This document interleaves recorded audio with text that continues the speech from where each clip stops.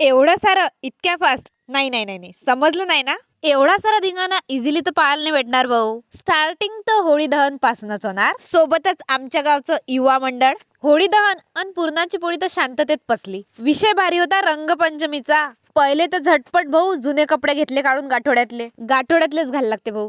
Pure white जर घातले ना तर माय मला सोडणार नाही. होळीच्या दिवशी एकच उद्देश असते की कोणीच बिना रंगाचं राहिलं नाही पाहिजे. हा उद्देश पूर्ण करता करता तोंडाचं कितीही वाटोळं झालं तरी चालते भाऊ. कारण की आपला ग्रुप आपल्यासोबत सशक्तपणे उभा असतो. गावातल्या बुड्याबाड्या सगळ्या आमच्या तावडीत फसतात. वहिनी साहेब झाल्या आणि आमच्या बहिणी साहेब झाल्या. सगळ्याच बिचारे लहान बाळ मस्ती करायचं फुल ट्रेनिंग देणं चालू आहे. आजीले जसं म्हटलं फोटो काढतो बाई पदर घेऊन तयार. माझ्या डोक्यात विचार आला एवढा कलर पुरणार की नाही. आणि ह्या यायच्या बाईकले सुद्धा सोडत नव्हत्या कलर लावायचं. लाडाची धन्नो. मला तर असं वाटते अख्ख्या गावाची होळी आमच्या सांगात आली होती भाऊ.